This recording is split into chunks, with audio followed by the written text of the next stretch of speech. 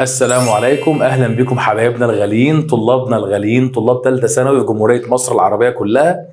احنا النهارده في الحلقه الاكثر اهميه على الاطلاق. احنا بدانا بقى في منهج سنه ثالثه من كتاب تيب. احنا بنشرح التمارين اللي موجوده فيه، ومش بس بقول لك الاجابه ايه، لكن انا بقول لك ليه الاجابه الثانيه غلط، وده طبعا في حد ذاته امر مهم جدا. بص والله انا مش هضحك عليك، انا هحاول النهارده ان انا اخلص الدرس العاشر كله في حلقه واحده، واعتقد ان الموضوع ده هيكون مفيد ومريح واسهل، حتى لو الفيديو طول سنه، بس هو فيديو واحد بدل ما تفضل تدور وتبقى محتار على يوتيوب. بس انا مش متاكد والله، ممكن النور يقطع، ممكن انا اتعب، لسه مش عارف بصراحه حجم الدرس قد ايه، انا بشوفه معاك لاول مره والله. فتعالى يلا بينا كده نشوف مع بعض ونخش في الموضوع على طول عشان ما نطولش. معلش الصفحه دي مايله شويه، اللي بعديها كويس. هنا مكتوب meine Ohren tun weh, ich kann nicht gut. طبعا انت خلاص ذاكرت الدرس وحفظت كلماته وفهمت افكاره. هنا بيقول لك ده انا ودني وجعاني. meine Ohren يعني وداني وجعاني، يبقى انا مش قادر مش قادر اسمع كويس. تاني سؤال بيقول meine Augen tun weh, ich kann nicht gut. انا عينيا بقى اللي وجعاني، يبقى انا مش قادر اشوف كويس. السؤال الثالث بيقول meine Hand او mein Arm tut weh، يعني دراعي او ايديا وجعاني، يبقى مش قادر اكتب الجواب، يبقى ich kann den Brief nicht schreiben. واللي بعدها mein Kopf tut weh، دماغي وجعاني، ich kann nicht gut مش عارف اعمل ايه schlafen، مش عارف انام كويس لان انا دماغي وجعاني. طبعا مش هينفع اقول اشرب ولا اذهب، مش مناسبين. رجليا وجعاني او قدمي، يبقى انا مش قادر اعمل ايه، مش قادر امشي laufen او اجري. mein Bauch tut weh، بطني وجعاني، يبقى مش قادر اكل essen.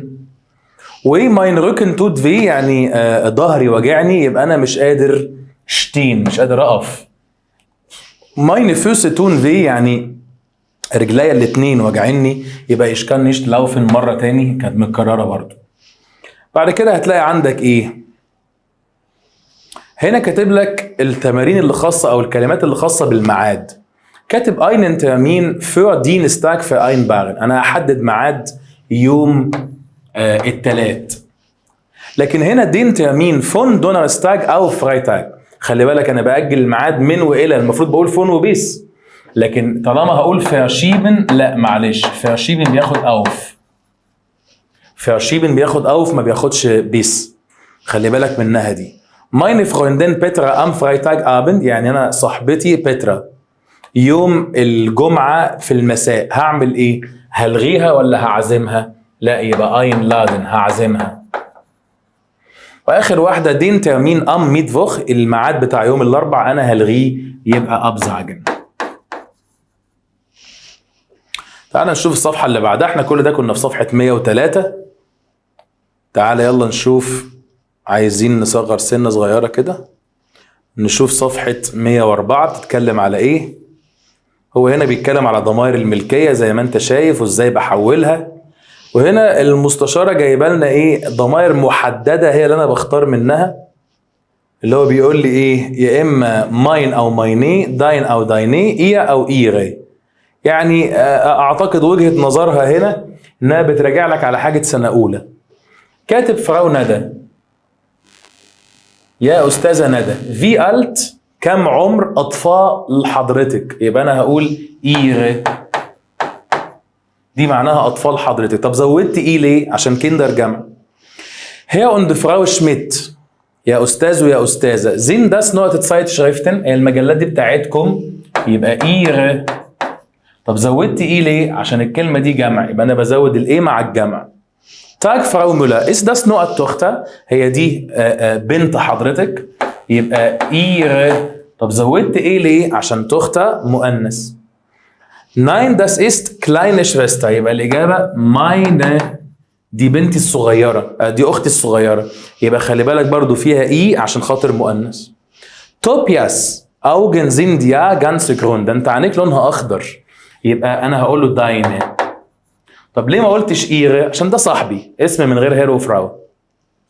طب ليه زودت إيه؟ عشان الكلمة اللي بعديها جمع. ميادة is das not Freundin، هي دي صاحبتك، يبقى deine، عشان بكلم ميادة من غير فراو. احمد فاتمال، استنى، نقط فرويند علي است ام تليفون، صاحبك علي على التليفون، يبقى داين. عشان مذكر ما بزودلوش حاجه. قال ناين das ist doch nicht Freund، ده مش صاحبي اصلا، يبقى نيشت ماين. هنا برضو بتاكد لك ان ايه، بنفي ضمير الملكيه بنيشت. einen Moment bitte Frau Weber، نقط man ist am Telefon، يبقى ihr Mann معناها زوج حضرتك على التليفون. كويس، تعال نتنقل لصفحه 105 نشوف التمارين اللي فيها. هنا في حبه شرح، بقول زين وزيني، هي بتشرح جزء جزء. وأويا وأويغي وأنزا وأنزغي. هنا بيقول لي بقى اختار الإجابة المناسبة. بيقول علي محمد فاس إس نقط ليبلينجسفاخ. مش أنا بكلم هنا الولدين دول، يبقى أنا بقول أنتم. يبقى إيه أكلتكم المفضلة؟ مادتكم المفضلة. يبقى الإجابة الصحيحة أويا، عشان أداتها داس ما بزودلهاش حاجة في آخرها. عايز أقول لك معلومة كمان، الكلمة اللي اسمها أويا والكلمة اللي اسمها إيا والكلمة اللي اسمها داين بنسبة نقول مثلا 99% بيجوا في السؤال والأمر، ويمكن 99.9 كمان على طول بيجوا في السؤال والأمر. خلي بالك، حالات نادرة جدا لو جم في غير كده. يا أطفال برضو يبقى أوي غي ديت. طب زودنا إيه ليه؟ عشان دي مؤنث. مدرستكم. شنل wir müssen zum Bahnhof، احنا لازم نروح للمحطة. نقطة سوق فيات، القطر بتاعنا هيتحرك في خلال 20 دقيقة، يبقى أنزا مذكر ما بزودلوش حاجة. أنطونيا فريدريش، مش ده اسم شخصين، يبقى أنتم، حتى هو كاتب لي إير أنتم. نقط هاوس أوف جابن يبقى أوير. واللي بعديها wir haben keine Zeit، احنا ما عندناش وقت. am Wochenende kommen unsere Großeltern، عشان جمع فزودت لها ايه. بعد كده يا سيدي هو جايب لي هنا تلخيص لكل ضمائر الملكيه مع بعضها اهو، وبعد كده تمارين بقى على كل ضمائر الملكيه مع بعض. das ist Hans، احنا في صفحه كام؟ عشان برضو تبقى انت لازم تكون حالل الاول. 106. das ist Hans، طالما بتكلم على هانس ده الولد، يبقى انا عايز اقول رجله، ملكه اسمها زين، ودي اداتها داس فما بزودلهاش حاجه. das ist Auto، ايه ده انا ما اعرفش دي عربيه مين، بس طالما عربيه محايد يبقى ما ينفعش ايه، ما ينفعش ايه، ما ينفعش ايه، يبقى دي اللي تنفع. ما ينفعش حاجه فيها ايه مع كلمه محايد. توت نقط هالس في، هو زورك بيوجعك، قال ده انا عندي احتقان، يبقى داين، ان كلمه هالس مذكر ما بزودلهاش حاجه. كلارا وارت مال، يعني استني. نقط اوما براوخت هيلفه، يبقى الاجابه داينه، جدتك محتاجه مساعده، عشان الجده مؤنث. تاك فراو مولا، صباح الخير يا فراو مولا. از داس نقط تاشا، هي دي شنطه حضرتك، يبقى ايه الكابيتال، الاي كابيتال ما عليهاش نقطه، خلي بالك. علي und احمد انتم. زين داس نقط بوشا، هي دي كتابكم، يبقى اوير دي كتب بتاعتكم. ديرك فوس است جانس ديك، ده انت رجليك ورمه، يبقى انا بقول له داين فوس، ده رجليك عشان خاطر في كوما بعد الاسم الولد، يبقى انت او رجلك انت. ماليكا است جوت ان دويتش، يعني هي مستواها حلو في الالماني. نقط ليغارين است فلايس، مدرستها شاطره، يبقى ايه. هتقولي طب ليه كابيتال؟ علشان في اول الجمله في هنا نقطه. هي شميت، طالما هي شميت يبقى ايه كابيتال على طول، انا بتكلم معاه. كيندا است نقط فاتا تسو هاوس، يا اولاد هو باباكم في البيت، يبقى اويا باباكم، ملككم انتم. 11 نقط كوبف، يا ترى دماغ مين اللي وجعاه؟ اكيد بتكلم عن نفسي، عمري ما اروح لحد واقول له ده انت دماغك وجعاك، يبقى ماين طبعا. حتى الباقيين فيهم ايه ما ينفعش عشان دي كلمه مذكر. في است نقط ادرسه، العنوان مؤنث، يبقى اويغي دي الوحيده اللي فيها اي، حتى هو في الاجابه قال احنا ساكنين في شارع رمسيس. يا علي زين داس نقط جشفيستا، هم دول اخواتك، يبقى دايني، عشان بكلم علي لوحده يبقى ملكك انت. هير علي فونت ان برلين، هو ساكن في برلين، انا بتكلم عليه، يبقى ساعتها هقول زاين هاوس، ملكه. اوعى تقول ايه الكبيره غير في السؤال والامر، نسبه كبيره جدا. او لما الاقي الكومه لازقه في الشخص ومعناها يا، مش معناها فاصله. بيت شرايب هي، لو سمحت اكتب هنا هاوس نوما، يبقى اكتب دايني عشان الكلمه دي مؤنث. ماين مان كومت نيشت انس كونسرت، يعني زوجي ما جاش الحفله. Sie können نقط Eintrittskarte haben، تقدر تاخد التذكرة بتاعته، يبقى الإجابة seine لأن التذكرة مؤنث. morgen besuchen wir نقط Tante، هنزور خالتنا أو عمتنا، يبقى unsere لأنها مؤنث حتى لو مفعول ما بتتغيرش. ميادة تون نقط فينجر في، أنا بكلم ميادة يعني يا بنت، أنت يا ست، أنت يا أختي، يا صاحبتي، يبقى أنت، وبناء عليه يبقى الإجابة دايني. طب أنا عرفت منين إن هي فينجر هنا جمع؟ ممكن فينجر يبقى جمع ومفرد عشان هنا تون، واخد بالك؟ تامر كان نيشت فوسبال شبيلن، مش عارف يلعب كورة عشان رجليه وجعاه، يبقى زاين، أنا بتكلم عنه هو. فلوريان und سيمون haben Ohrenschmerzen، يعني عندهم ألم في ودنهم. نقط أورن يبقى ودان هم، يبقى الإجابة إيغ عشان دي الاتنين دول مع بعض معناها هم، اللي هي زي، وزي بتاخد إيغ وزودت الإي عشان خاطر الودان جمع. الصفحة اللي بعدها تمرين 21 في صفحة 107. 21 إيش كان نيشت ليزن، أنا مش عارف أقرأ الكلام ده عشان عينيا وجعاني، يبقى مايني أوجن، عينيا الاتنين لونها أحمر أو مش كويسة. هير محمد ولازق فيه كوما، يبقى أنا بتكلم معاه وبسأله، يبقى أنا بقول له عمر باباك ومامتك قد إيه، يبقى إيه الكبيرة، بتكلم معاه مش بتكلم عليه، بسأله في كوما، في عندي ده أدلة كتير وهو رد عليا. زين داس نقط توشتا هير صلاح، نفس السيناريو، هم دول بناتك يا هير صلاح، يبقى إيه. كورينا بتشتغل كتير، عينيها لونها أحمر، يبقى عينيها هي عين كورينا، يبقى الإجابة إيه عشان العيون جمع. ماين برودا ليبت إن كندا، أخويا ساكن في كندا. نقط فراو است كان، بص يعني مراته كندية، آخرها أي إن، يبقى على طول ده مؤنث. المهم إن مراته مؤنث يبقى زاينه. إيش بين كرانك، أنا عيان، يبقى الساقين الاتنين أو رجلي الاتنين واجعيني، يبقى مايني، أنا اللي عيان. إيش أين تقع مدرستك، رد قال مدرستي، يبقى دايما دايني بحولها مايني. هانس ساكن في القاهرة، هانس ده اسم ولد، يبقى عيلته لسه في اسكندرية، يبقى زاين ملكه وآخرها إيه عشان العيلة مؤنث. يا أطفال روقوا غرفتكم، يبقى أوي غي، روقوا غرفكم كده جمع.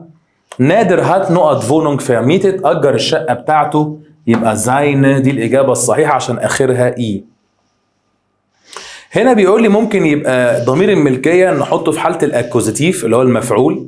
الشرح موجود أهو، ممكن تثبت الشاشة أو ممكن تجيب الكتاب وتقرأ الكلام ده، هو مشروح كويس.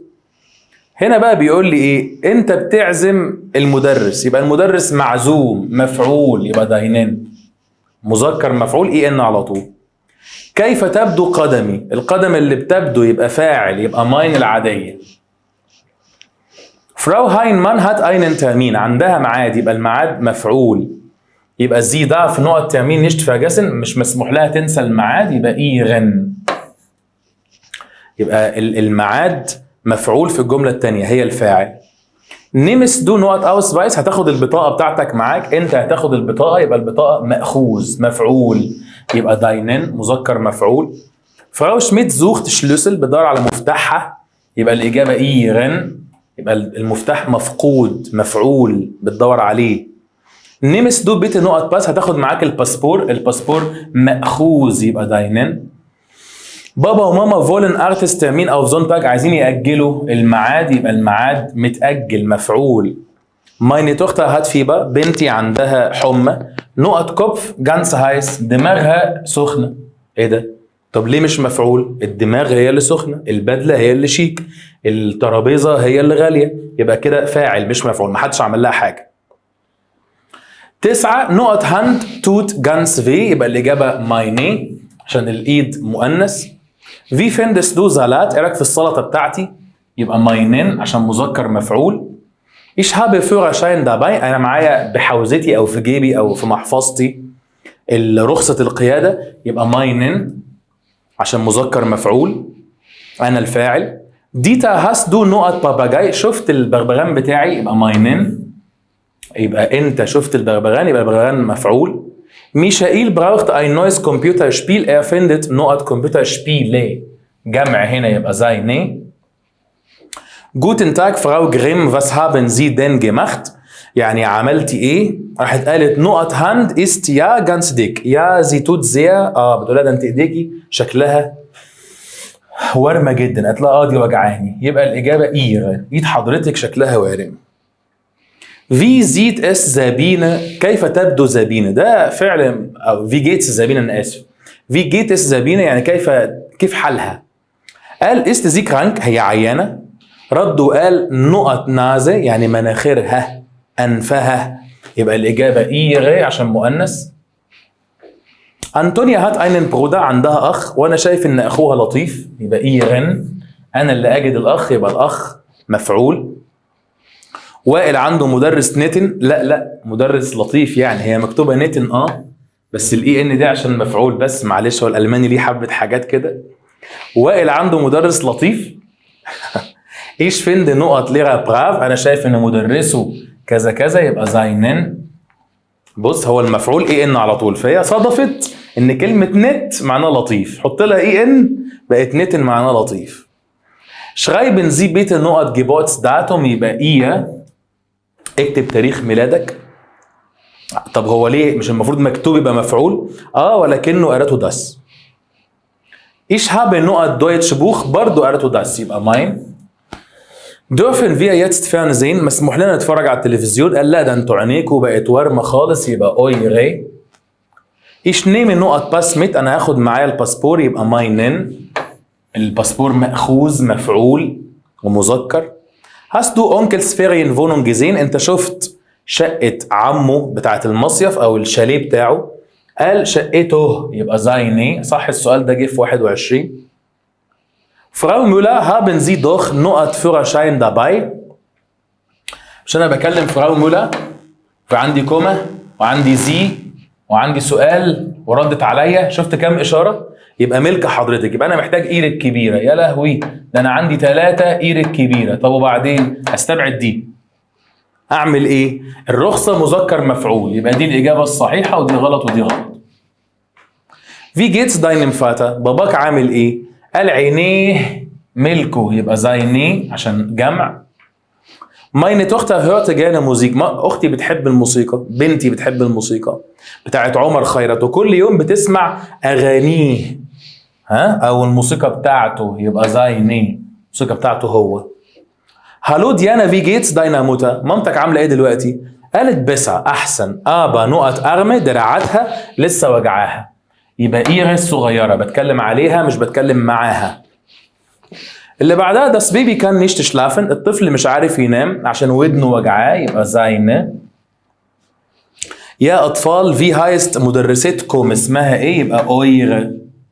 دي كلها امتحانات حقيقيه. بعد كده هي مولا شرايبن زي بيتر، اكتب عنوانك لو سمحت، يبقى ايغ. بص كده في كوما وفي المفروض هنا علامه تعجب عشان ده جمله امر. وهير مش عارف ايه ايست اوس ايطاليان، هو من ايطاليا. ابا نقط فراو بس مراته من كندا، يبقى زايني دي الاجابه الصحيحه. بعد كده دخلنا على الافعال الناقصه. الفعل زولن، هي هنا بتقول لنا ان هو بيستخدم في ان حد قال لي وانا بحكي الموضوع دوت، او انا بسال على نصيحه او توصيه او ترشيح اعمل ايه. تعال نحاول نحل كده على الفعل دوت، برضو انت المفروض تذاكره الاول وتوقف الحلقه وتحله وبعد كده ترجع لي. دي شولا يا او دا ناين اوس فيلن، الطلاب لازم يختاروا يا او ناين، الطلاب جمع يبقى زولن. ايش زي ادفاس فراجن، تسمح لي بسؤال، يبقى دارف. غويم بيتر داينت سيما اوف، روق غرفتك، قال له دو نقط داينت سيما اوف غويمن، يبقى دو زولست. طالما حد بيأمرني بحاجه. توم هات شلافشتورنجن، عنده أرق، يبقى إيه نيشت جود شلافن، مش عارف ينام كويس، يبقى كان مش قادر. 5 هندريك أوخ ميت كومن، هو هندريك هو كمان جاي، قال يا جان، يبقى الإجابة دارف. ده ما ينفعش وده ما ينفعش عشان التصريف، لكن الموس ما تنفعش، هي تصريفها صح بس ما تنفعش عشان معنى، مفيش حاجة اسمها هو لازم يجي، اسمها مسموح له يجي. زي بيتي فوزدشتش معناها احذر، بي كيرفول. دو نقط فوزدشتش زين، يبقى لازم تكون حذر، يبقى دو زولست. هنا التصريف مش مناسب، خلي بالك. müsste ما فيهاش املاوت مع دو. unterschreiben Sie bitte يعني وقع لو سمحت، يبقى Sie müssen أو sollen. هي unterschreiben يبقى sollen. sagen Sie Herrn Müller قول له bitte morgen لازم يجي لي بكره الساعه 10. يبقى soll. طالما حد بيقول في ضروره حد اللي بيقولها يبقى soll. Wir haben keine Milch mehr. احنا ما عندناش لبن، يبقى ich noch einkaufen gehen. الإجابة ich muss. أنا لازم أروح أجيب. هنا مفيش soll عشان مفيش حد قال لي أعمل حاجة. داليا dein Opa hat angerufen. جدك اتصل. يبقى du zu Oma gehen. du sollst. طالما أنا اللي بقول لها اعملي ده. mein Vater hustet. بابا بيكح. dann warmen Tee trinken. يبقى soll أو soll سهلة قوي، تصريف بس. meine Kollegen أنا hat oft. هو هنا مفيش حد قال اعمل حاجة، بس مفيش اختيار غيره ينفع، هو التصريف الوحيد اللي موجود. زميلتي أنا عندها صداع غالبا، يبقى sie soll. هنا هي يبقى مفرد. meine Eltern haben Fieber. بابا وماما عندهم سخونية، يبقى sie sollen. die Ärztin sagt. طالما الدكتورة بتقول يبقى sollen على طول. sie sollen. wer مفرد على طول يبقى soll. نينا und ich احنا الاثنين Milch und Butter kaufen. لازم نشتري ده وده يبقى sollen. Frau Müller Sport machen يبقى soll. بتكلم عليها مش بتكلم معاها، دي أسئلة سهلة. ich das Formular أعمل إيه في الاستمارة؟ أوقعها. وجي ins Bett اذهب للسرير. الدكتور قال du sollst viel schlafen. لازم تنام كتير. ماذا قالت الطبيبة؟ sollst du im Bett bleiben. الإجابة bleiben عشان مصدر لازم في آخر الجملة. meine Tochter soll die Medizin 3 Mal am Tag. الإجابة تبقى nehmen. و sie sollen langsam sprechen لازم في آخر الجملة يكون مصدر. mein Opa ist sehr dick يعني جده تخين جدا. soll مفرد. دي أسئلة سهلة قوي. meine Familie soll عيلتي مفرد. du und Ola sollt عشان أنتم. ihre Hand sieht schlimm aus يعني ايديك تبدو بحالة سيئة. sie sollen لازم تروح للدكتور. ich soll das Rezept لازم اعمل ايه في الروشتة؟ abgeben اسلمها. لازم مصدر في اخر الجملة. كريم soll die Medizin kaufen. لازم مصدر في اخر الجملة. نينا soll in die Apotheke gehen. لازم مصدر في اخر الجملة. بيتر soll nicht viel Tee trinken. لازم مصدر في اخر الجملة.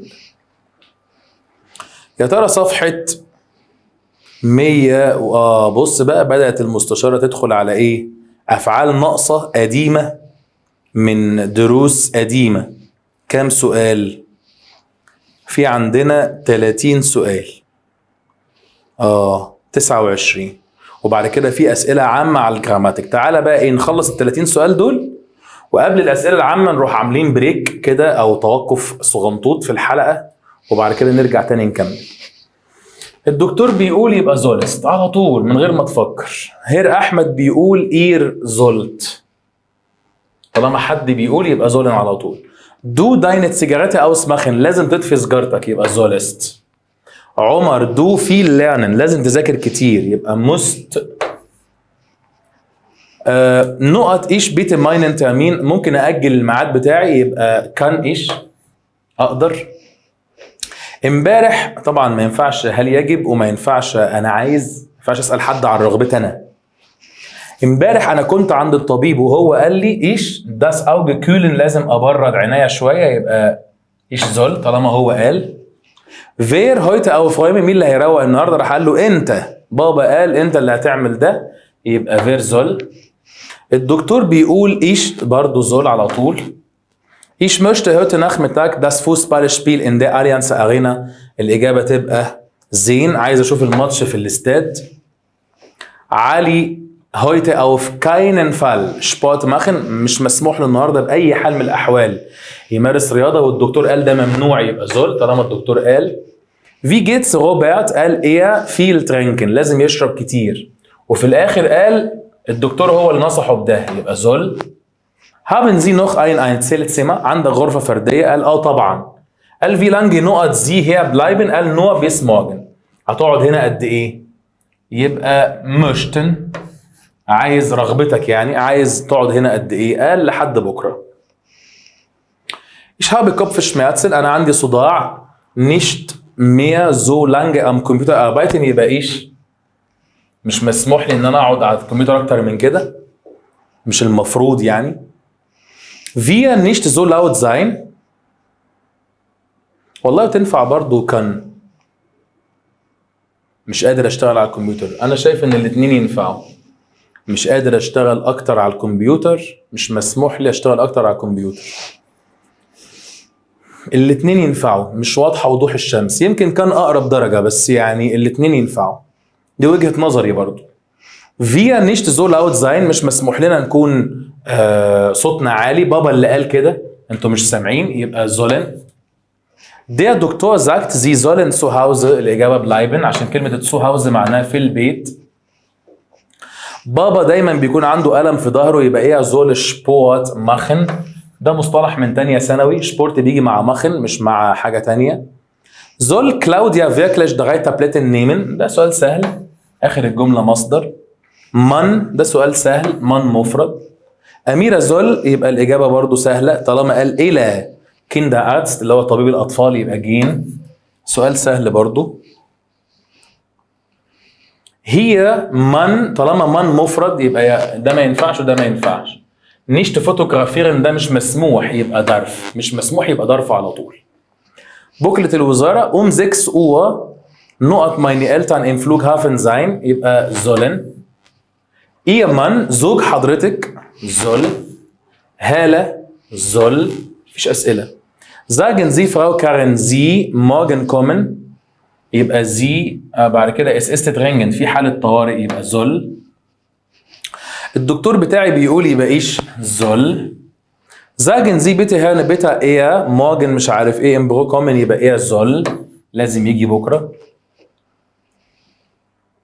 ماما was نقط jetzt machen، يبقى was muss ich، ماذا يجب أن أفعل. ممكن تبقى soll إيش بس هي مش موجودة. Anruferin يعني المتصلة، بتقول هي دكتور mein Mann hat abends Hunger. السؤال كان عبيط قوي، بيقول كان جاي في امتحان 21، بتقول له يا دكتور ده أنا جوزي بيجوع بالليل. مش عارف أنا إيه الهزار الظريف ده. haben Sie keinen Rat dagegen، ما عندكش نصيحة. راح الدكتور قال لها دوخ زي und ihr Mann، بالعكس عندي نصيحة، انت وجوزك ما تاكلوش فاست فود. طب هي بتقول له جوزي اللي بيجوع بالليل، قال لها انت وجوزك ما تاكلوش اي حاجة واي كلام، اي هزار وخلاص. يبقى الإجابة ظلم. وسؤال ظريف بصراحة. in einem Büro man nicht rauchen، في المكتب مش مسموح بالتدخين، والمديرة هي اللي قالت كده، يبقى ظل. Tante Emma kommt morgen von London zurück، يعني عمتي جاية من لندن. Wer holt sie vom Flughafen، مين اللي هيجيبها؟ Andro und Bert sie 6:30 vom Flughafen، هم اللي هيجيبوها.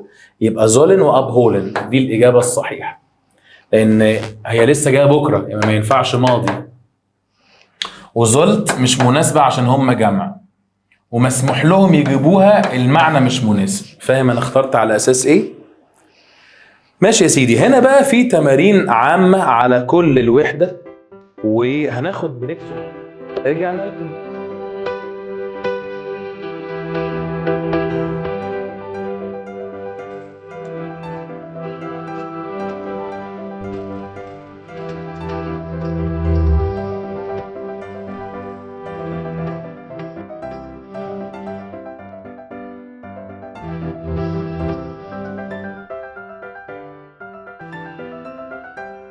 رجعنا لكم بعد الفاصل يا سيدي، ودلوقتي احنا بنشوف التمارين العامة اللي على الجراماتيك على الوحدة 10.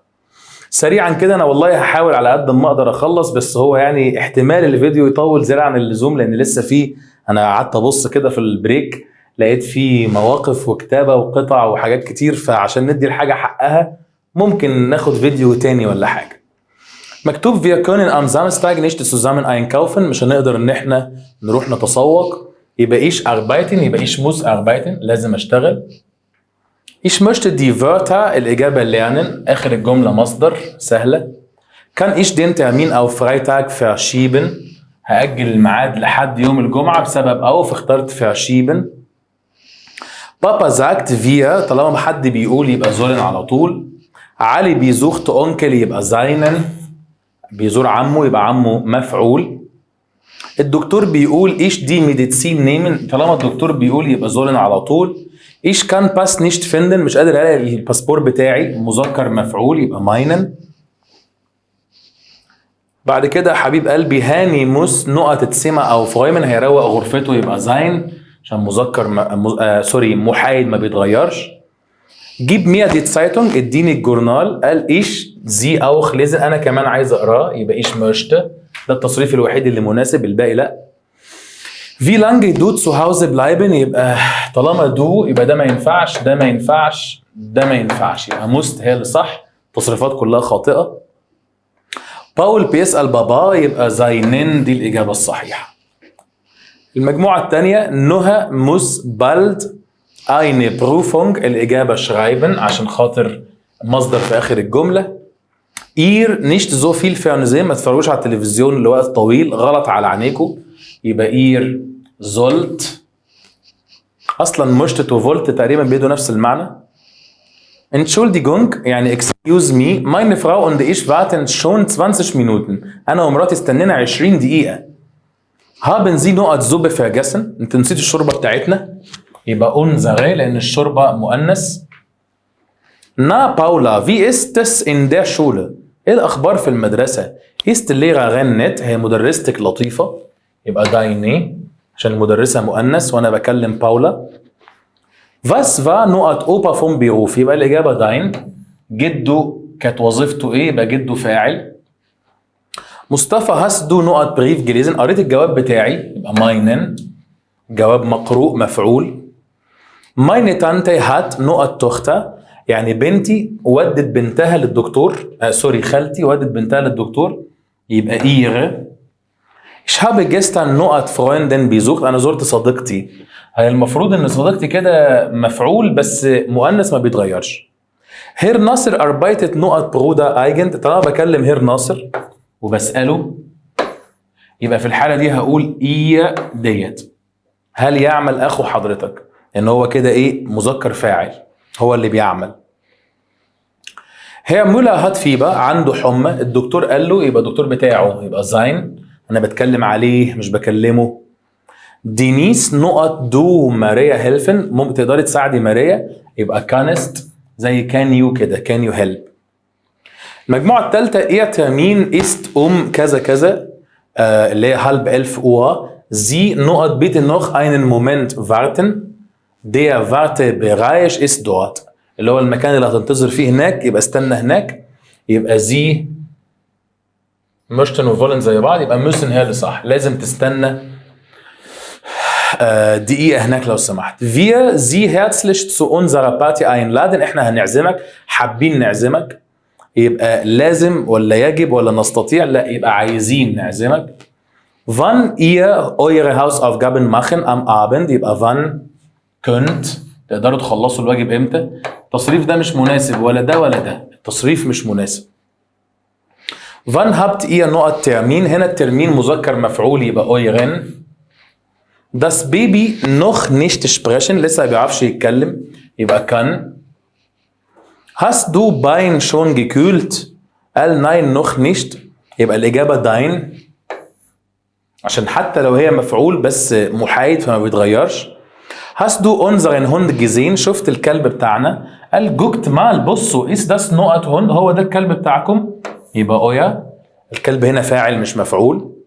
wir nicht laut sein، ماما اللي قالت، يبقى sollen. و ich habe kein Brot، ich habe kein Brot ما عنديش عيش، ich muss noch einkaufen، مصدر في آخر الجملة.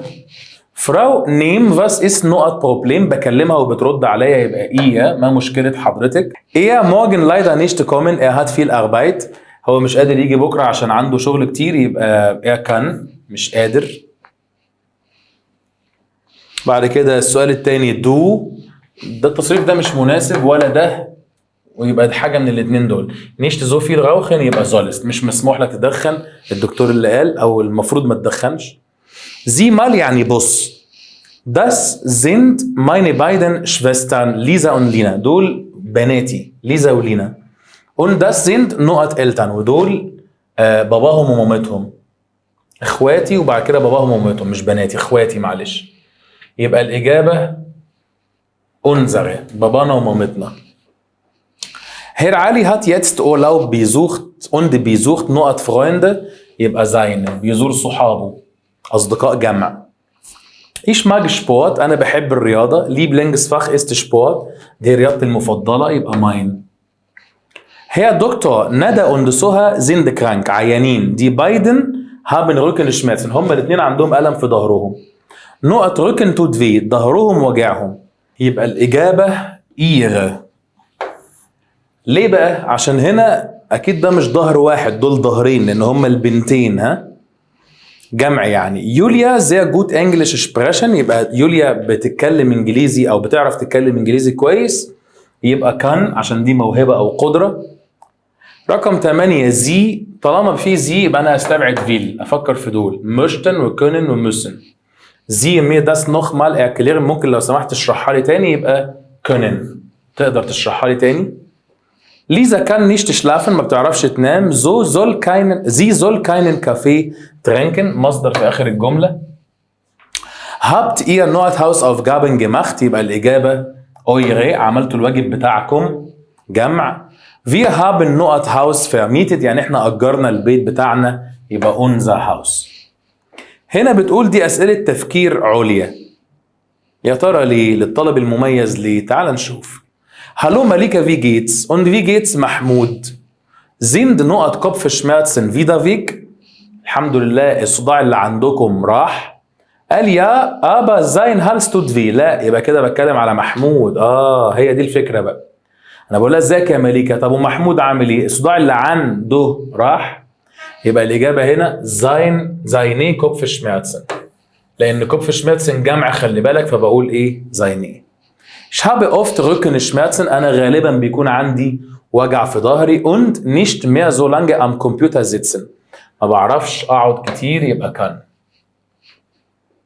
Hier darf man nicht rauchen، macht bitte نقط Zigaretten aus. هنا ده سؤال في منتهى الصياعة، ذكي جدا. macht أنا بأمر مجموعة، يبقى eure. السؤال ده تقيل جدا جدا، فعلا ده تفكير، مستوى تفكير عالي. طالما بأمر مجموعة فعل آخره تي، يبقى هقول ملككم أنتم، اطفوا السجاير بتاعتكم أنتم. Mein Lehrer ist jetzt in Berlin، المدرس بتاعي في برلين. Dort lebt نقط متى، مامته عايشة هناك، يبقى seine. سارة مund، أنا بتكلم عليه مش بكلمه. سارة مund يعني فمها tut weh، وجعها. Sie kann nicht essen und ihren Arzt besuchen، ولازم تزور الدكتور بتاعها، يبقى muss. مونيكا will ihren Mann im Fitnessstudio anmelden، هي عايزة تسجل لزوجها في الجيم. Er soll Sport machen، لازم يمارس رياضة. hat sie نقط Arzt auch gefragt، طب هي سألت الدكتور بتاعه، طالما هو اللي عنده مشكلة يبقى seinen. عمرو geh jetzt ins Bett، اذهب للسرير دلوقتي. الدكتور قال du sollst viel، يبقى schlafen. ده سؤال مش صعب قوي يعني يا ابني يا حبيبي. بعد كده wie teuer ist نقط ميديسين، الميديسين مؤنث، يبقى سهلة خالص الإجابة deine. Herr صلاح vielen Dank für Tipps، tips جمع، يبقى ihre، سهلة برضو. Opa ich bin immer müde، أنا دايما بكون مرهق. Und der Arzt kann gar nichts finden، يعني الدكتور مش لاقي حاجة. Was soll ich denn jetzt نقط قال du sollst viel Wasser trinken، يبقى tun، ماذا يجب أن أفعل. tun كده في المصدر، الباقيين مش مصدر، وبيزوخن كمان مش معناه مش مناسب. يا ابني يا حبيبي ماله ده؟ أسئلة التفكير العليا بوظت الشاشة. بعد كده كاتب، احنا بدأنا نخش على المواقف. طيب كويس، يلا بينا تعالى ناخد كده جزء على قد ما نقدر. مكتوب هنا صاحبك احمد عيان. معلش انا بحاول اخلص بسرعة والله عشان وقت الفيديو ما يطولش، لان برضو الباقات بقت بفلوس دلوقتي. صاحبك احمد عيان وانت بتزوره في المستشفى، فهتقول له ايه؟ اقول له جوتي بيسر، معناها سلامتك. Du bist beim Arzt und hast Kopfschmerzen. انت عند الدكتور وعندك صداع، هتقول ايه؟ دماغي وجعاني. اكيد مش بطني. Ich kann nicht gut lesen، ما هي برضو تنفع، مش عارف اقرا كويس، ما هو اللي عنده صداع ما بيعرفش يقرا كويس. اقول لك ايه طيب؟ تنفع برضو، يعني دي اقرب ماشي درجة، بس برضو تنفع. هو غالبا مش قادر يقرا، يبقى عيني وجعاني، بس برضو لو مصدع مش قادر اقرا. علي بيقول ich kann nicht gut schreiben، مش عارف اكتب كويس، يبقى ايه اللي وجعني؟ فينجر. Du kannst nicht gut sehen، مش عارف تشوف كويس، يبقى ايه الجزء اللي وجعك؟ يبقى اوجن. Du sagst ich kann nicht gut hören، مش عارف اسمع كويس، الكلام ده معناه ان انا عندي Ohrenschmerzen. Du triffst deinen Lehrer und möchtest ihn nach seinem Befinden fragen. عايز تسأل مدرسك على حالته الصحية، فتقول له wie geht's Ihnen؟ كيف حال حضرتك؟ بعد كده عمرو بيقول wie geht's أحمد يتس، هو أحمد عامل إيه دلوقتي؟ رد وقال دراعه وجعه، يبقى دي الإجابة الصحيحة. ملكه، ده سؤال جرامر متخبي جوه المواقف. Dein Kopf tut weh، دماغك وجعاك، وأنت بتسأل على ميديتسين، الإجابة was hilft gegen Kopfschmerzen. دي الأقرب. لو أنا بسأل على الدواء هقول إيه اللي بيعالج كذا، لكن لو أنا بسأل عموما على العلاج أنا مش عارف أصلا أعمل إيه، ولا أتعالج ولا أروح لدكتور ولا أروح صيدلية ولا إيه، فأقول أعمل إيه. ده سؤال عام قوي، لكن ده سؤال خاص بالدواء، فاهم الفكرة؟ فده أقرب درجة. بعد كده السؤال رقم 3 بيقول لك صاحبتك مليكة بتقول إيش هست فيل، بكح كتير، يبقى الدكتورة بتقول لها فاس هاست دو، عندك إيه؟ زي زين زي شليم أوس، السؤال ده صايع جدا. هنا آخره إيه إن، يبقى جمع، يبقى أنا هدور على جزء من الجسم جمع، يبقى دي الإجابة الصحيحة. في زين دايني أوجن، جمع. صاحبك عنده كوفيد 19 und du gibst ihm einen Rat، انت بتديله نصيحة، فهتقول له ايه؟ لو حد عنده كورونا يعني، اشرب ميه كتير، انا لازم اقعد في البيت، du sollst im Bett bleiben، لازم تقعد في السرير، دي اقرب اجابة. بعد كده عمر du sollst sehr viel schlafen، لازم تنام كتير، هتقول الكلام ده لو حد ايه؟ لو انت بتنصح حد، ولا لو هو يعني عنده مرض ايه؟ هي طبعا انت بتنصح صاحبك، دي الإجابة الصحيحة، الباقيين مش نافعين، دي معناها بتطلب نصيحة، ودي معناها صاحبك بيديك نصيحة، ودي معناها أنت مش محتاج نصايح. المجموعة اللي بعدها في حد بيقول لك dieses Medikament kann ich Ihnen leider nicht einfach so geben، أنا مش قادر أديك الدواء دوت. dafür brauchen Sie ein Rezept، أنت محتاج روشتة، يبقى du bist in der Apotheke. هما في ألمانيا مش بيدوا الأدوية من غير روشتات. Dein Freund Omar hat Schlafstörungen und fragt dich، صاحبك عنده أرق وبيسألك was soll ich machen، أو ده السؤال اللي كنت بقول لك عليه، أعمل إيه؟ فأنا هرد عليه وأقول له إيه؟ لو هو عنده أرق، لازم تنام دلوقتي، du sollst viel Schokolade essen، du sollst viel يبقى keinen Kaffee trinken، ما تشربش قهوة كتير طالما عندك أرق. باباك عنده ألم في ظهره وأنت بتديله نصيحة، فهتقول له إيه؟ Du sollst Sport machen، لازم تمارس رياضة أو زي علاج طبيعي كده عشان إيه؟ تخف. Du hast Fieber، deine Freundin sagt dir، يعني أنت عندك حمى، فصاحبتك أو صاحبتك هتقول لك إيه؟ اذهبي للطبيب. Deine Freundin sagt، صاحبتي بتقول لي du sollst keine Schokolade essen، تاكلش شوكولاتة كتير، يبقى أنت إيه؟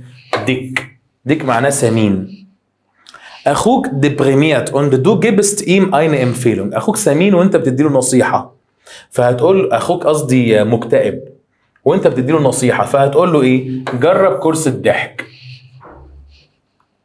Du bittest deine Freundin um einen Rat، بتطلب نصيحة من صديقة. إيه الكلمة المناسبة؟ الكلمة المناسبة was soll ich machen، طالما أنا بطلب النصيحة ماذا يجب أن أفعل؟ لو بسأل على سعر أكوا فيتنس كورس، اللي هو يعني كورس لياقة بدنية في المية، فهقول السعر فهقول في فيل كوستت، سؤال من سنة أولى. لو بسأل على البداية بتاعت الغاية شتوند، فهقول فن، طالما البداية متى تبدأ. بعد كده يا سيدي وصلنا للسؤال رقم 4. Du schreibst eine Anfrage، بكتب طلب رسمي.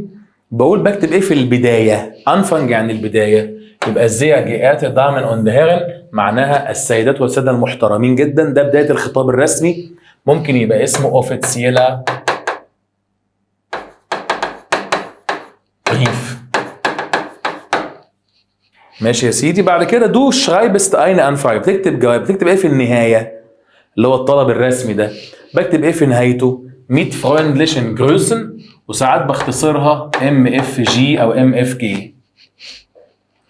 Du dankst jemandem für die Auskünfte، بتشكر حد على المعلومات، فهقول له شكرا على الانفورماسيون. كلمة Auskünfte وانفورماسيون نفس المعنى. المجموعة 5 تقريبا دي الأخيرة. بعد كده في أسئلة مهارات عليا في المواقف. المجموعة 5 فيها 5 أسئلة برضو، لا 6 أسئلة. بيقول لك du sagst kann ich bitte schon heute kommen، أقدر أجي النهاردة. es ist dringend، عندي حالة طوارئ. يبقى أنا عايز أعمل إيه في الميعاد؟ vereinbaren، أحدد. Du arbeitest in einer Praxis und jemand möchte am Montag einen Termin vereinbaren. أنت شغال في العيادة وفي حد عايز يحجز ميعاد يوم الاثنين، أنت اللي شغال، خلي بالك. طيب am Montag ist die Praxis geschlossen، العيادة مقفولة بس يوم الاثنين، بس يوم الأربع في ميعاد فاضي، هل ده مناسب؟ الدكتور مش موجود. اوكي ich habe schon ihren Termin abgesagt، خلاص أنا لغيت لك الميعاد. Ach leider können Sie den Termin auf Montag nicht verschieben، ممكن ما نأجلش الميعاد ليوم الاثنين. geht es am Mittwoch، هينفع يوم الأربع؟ طبعا هو الدكتور مش موجود، دي سيبك منها. واوكي ich habe schon ihren Termin، ولغيت لك ميعادك، دي سيبك منها. انا افكر في الاولى والاخير، هما شبه بعض شويه. يبقى اللعبه هنا في الكلمه دي verschieben، ان الراجل ده عايز يعمل ايه؟ عايز يحدد ميعاد يوم الاثنين، مش يأجل الميعاد ليوم الاثنين. هم قريبين جدا من بعض، بس دي الإجابة الأنسب، عشان بيقول له إيه؟ يوم الاثنين العيادة مقفولة، خلينا الأربعة، هل ده مناسب؟ فدي الإجابة الأحسن. لو أنا بتصل بمدلكة، حد بيعمل مساج ومحتاج ميعاد، فيبقى الإجابة الصحيحة vereinbaren، عشان أنا بحدد لسه ميعاد. Du hast heute einen Termin beim Arzt، عندي ميعاد عند الدكتور بس إيديا ما بقتش وجعاني ومش عايز اجي، يبقى انا كده بلغي الميعاد absagen. اللي بعديها du sagst ich kann jetzt doch nicht kommen، انا مش قادر اجي. wie ist es mit heute Abend، النهارده بالليل اعمل ايه؟ لو جيت النهارده بالليل يبقى انا كده محتاج ميعاد اخر einen anderen Termin، وممكن بدل anderen تبقى مكتوبه neuen، محتاج ميعاد جديد، صح برضو. انا ولا بلغي ولا بحدد، صح كده. Du möchtest den Arzttermin ändern، عايز اغير الميعاد. طالما عايز اغيره يبقى هاجله ليوم الثلاث، يبقى الاولانيه. دي برضو اسئله للطالب المتميز. هنا هوت لاين وانغوفه، اسئله ضخمه شويه شبه اللي كانت بتيجي في 21. مكتوب جيزوند هايتس هوت لاين، ده الخط الساخن بتاع الصحه. Guten Tag، Sie sprechen mit مش عارف ايه، was kann ich für Sie tun، اخدمك ازاي. لا يا هالو ich habe eine Frage، عندي سؤال. ich bin im Moment oft sehr müde، دايما بكون مرهق. schon am Morgen، وخصوصا في الصباح. راحت قالت له Sie sollen bei jedem Wetter spazieren gehen، لازم تتمشى شوية. das ist mein Tipp، ودي نصيحتي ليك. بيقول لك فهمت ايه من الكلام ده؟ ان زابين كاوفمان gibt dem Anrufer einen Ratschlag، اعطته نصيحة. غالبا دي فراو كاوفمان براوخت هيلفة، محتاجة مساعدة. المتصل مش المفروض يتمشى في الجو الساقع، ولا المتصل عنده صداع، لا الأولانية هي بتديله النصيحة. ماركو لارا بيقول لها يا زي توت أوخ جانس شون في، دي وجعاني جدا، حاجة مؤنث. راحت قالت له خد الدواء ده هيساعدك ضد الآلام. يقول لك فهمت ايه؟ ان ايد لارا وجعها؟ لا. ان لارا بتدي مارك دواء؟ غالبا لارا بتتكلم عن حالة مارك؟ لا. ماركس هاند إيست إن أوردنونج، إيديه كويسة؟ لا. يبقى هي دي الإجابة المناسبة. إلتر فراو بفليجرن، ست عجوزة والممرضة بتقول لها موس إيش فياكلش دي ميديسين نيمن، وأنا لازم آخد الدواء؟ قالت لها يا ناتورلش دي أرست هات دوخ جيزاكت، الدكتور قال زي زولن 2 تابلتين نيمن، تاخدي برشامتين. قالت لها فاس ich soll 2 Tabletten nehmen، لازم اخد برشامتين. لا يا genau، فعلا. بيقول لك was soll die ältere Frau machen؟ هي المفروض تعمل ايه؟ die Medikamente nehmen ولا den Arzt besuchen ولا zur Apotheke gehen und die Medikamente holen ولا der Bepflegerin die Tabletten geben؟ بص، هي تزور الطبيب؟ لا، هي خلاص زارته وهو قال لها. وبعد كده تدي البرشام للممرضة؟ اكيد لا. يبقى احنا هنفكر في الاثنين التانيين، محتاجين حبة تفكير. يا ترى دي ميديكامنت نيمن تاخد الادوية ولا تروح الصيدلية وتجيب الادوية؟ لا، هي بتقول لها تاخدي الدواء مرتين، يبقى دي الاجابة الاقرب. ام كرانكن هاوس، القصر العيني، مستشفى القصر العيني. الميت اربايترن بتقول جوتن ابند، راح قال لها او ميادة وندى قالوا لها جوتن ابند. قالت لهم او يه was ist denn passiert؟ ايه اللي حصل؟ راح قالوا meine Freundin hatte leider einen kleinen Unfall، عملت حادثة صغيرة. ihre Augen tun weh، وعينيها وجعاها. قالت لهم wartet bitte hier، استنوا هنا، الدكتور جاي حالا. was hat ميادة gemacht؟ كده ميادة عملت ايه؟ über ihr Befinden gesprochen، اتكلمت عن حالتها الصحية.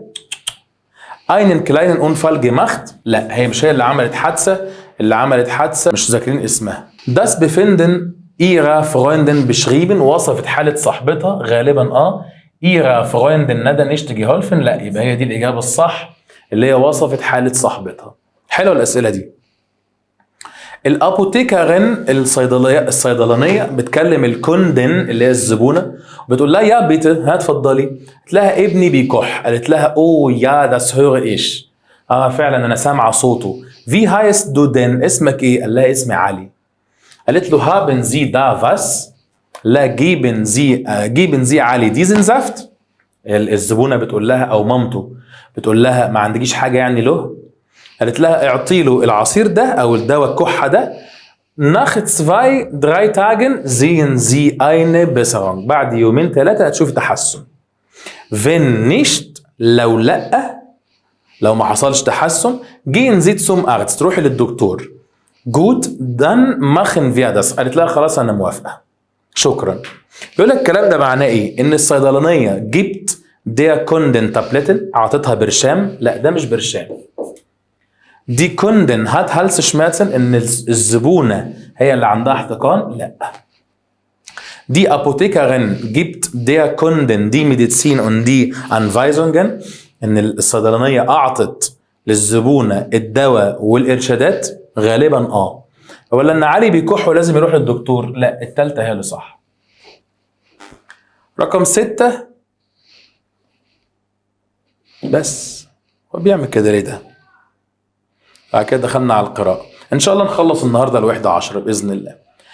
6 بيقول براكسس دكتور سيد اسماعيل جوتن تاج، عيادة دكتور سيد اسماعيل جوتن تاج. قال جوتن تاج هي محمد صلاح. könnte ich bitte einen Termin haben؟ الباتسينت اللي هو المريض اسمه محمد صلاح وبيقول ممكن احجز ميعاد. راح الممرضة قالت او مساعدة الدكتور قالت wann möchten Sie kommen؟ عايز تيجي امتى؟ قبل الظهر ولا بعد الظهر؟ راح الراجل قال لها ich möchte bitte heute kommen، انا عايز اجي النهارده. es ist dringend، ولا قبل الظهر ولا بعد الظهر، اي ميعاد. es ist ein Notfall، دي حالة طوارئ. يبقى محمد صلاح فيل ايه؟ عايز يلغي ولا يأجل ولا يحدد ولا عايز يجي قبل الظهر؟ لا، عايز يحدد ميعاد، دي اقرب. دخلنا على التكستات بقى. هنا مكتوب هالو ich bin علي اسلام. Ich bin Arzt von Beruf، أنا شغال طبيب. Ich habe eine Praxis in New Cairo، عندي عيادة في التجمع أو في القاهرة الجديدة. Meine Patienten sind Leute، المرضى بتوعي هم الناس دي هي im Viertel leben، اللي ساكنين في الحي هنا في المنطقة يعني. manche Patienten sind viel älter als ich، ناس كتير من المرضى بتوعي أكبر مني في السن. und wohnen schon immer hier، ودايما ساكنين في المنطقة هنا. ich habe vor 10 Jahren die Praxis von meinem Vater übernommen، er ist krank.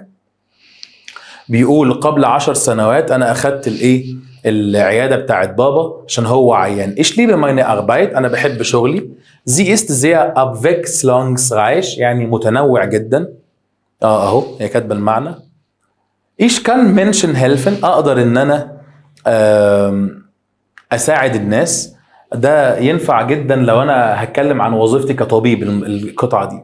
Manchmal haben die Patienten einfach nur eine Erkältung und eine Grippe. ساعات الموضوع بيكون بسيط، مجرد حبة برد أو حبة إنفلونزا. Dann untersuche ich sie und gebe ihnen Medikamente.